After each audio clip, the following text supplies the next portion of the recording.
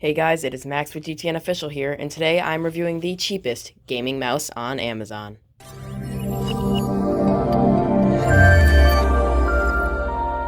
Just a quick disclaimer, I have previously unboxed it, so I just wanted to point that out. They did not ship it to me in poor condition. It is only a little bit bloated because I repackaged it. But without further ado, let's get into it. So for around $5, or the price will occasionally vary from $5 to $8, this is some pretty nice packaging. It comes with this little pull tab here that you can supposedly pull to get it open. There we go. Not exactly elegant, but here is the mouse. We'll come back to that in a second. Is there anything else in the box? It is in Chinese. Anything on the back? More in Chinese.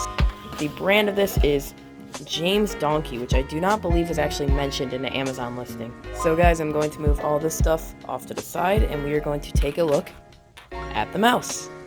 Here we have the mouse itself. So first off, let's take a look at the buttons that this mouse has. It has mouse 1 and 2, or better known as left and right click. Very simple, as well as a clickable scroll wheel. It actually feels very durable for the $5 to $7 price tag that this comes at. This is a DPI switch. It allows you to switch DPI, and these are 2 side buttons. If we flip it around to the back, we will see a LED on and off switch, and the sensor and gliders for the mouse. And that about covers it. Alright, so now that we have taken a look at the mouse itself, I think it is time to plug it in and see what it can do. So the mouse does not light up on its own, but I think for the purpose of this review, we should turn on the LEDs. They go right around here. You can see them here. You can see them a little bit in the arrows here and here. In the arrows, the sides, middle, then on the arrows on the other side. But that's about what you'd expect out of a $5 mouse, maybe even better than you'd expect. But I think it is time to just test it out a little bit. Alright, so for the purpose of better visibility in this review, I've massively increased the size of my pointer, so we are going to test out the different DPIs. So what I'm going to do is take it from the left side of the mouse pad, slowly drag it to the right side just to give you guys a visualization of how this works. So here's setting 1. Here's setting 2. And then here is setting 3. Wow, setting 3 is fast. So as you can see, it takes me less and less distance to get to the right side of the screen with each setting. Just to quickly clarify, the lowest setting is 1000 DPI, the middle setting is 1600 DPI, and the high setting is 2000 DPI. So now it is time to run it through a gaming test. So let's open up CSGO, find our keys, and see how it works. So right now what I'm going to do is I've just opened up CSGO, and I'm going to go through the process of binding these to the mouse. So let's start by making our primary weapon this side button right here. There we go, mouse 5. Let's make our melee weapon this button right here. Mouse 4, perfect. We will make the secondary weapon the scroll wheel click. There we go, mouse 3. So I've loaded up a bot match on Dust 2, and now we are going to test this out. As you can see, the left click goes straight to the knife, so it seems to be working so far.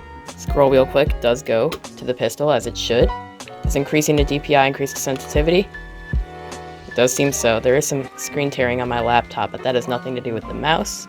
My apologies. Alright, so I aced against the bots. So far, so good on the mouse. So the front and side buttons are working as intended. So as you can see, bottom button does do knife, top button does the AK, and secondaries with the scroll wheel click. Fred never ceases to fail.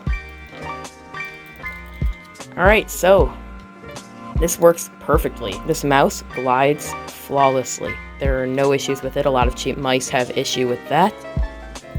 The bottom and top buttons, well, not the highest quality and are a bit too finicky for my liking. They do work as intended perfectly. They never fail to serve their action.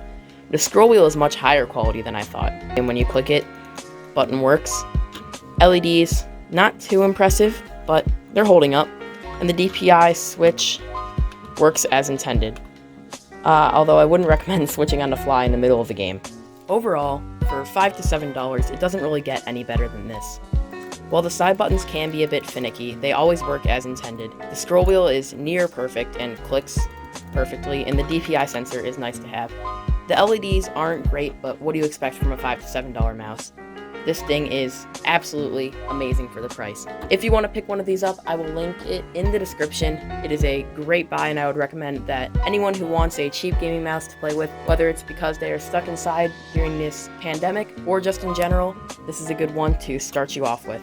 Thank you guys so much for watching. If you like this review, you might want to check out another review I did of the cheapest 144Hz gaming monitor. In the meantime, this is GTN Official, signing off.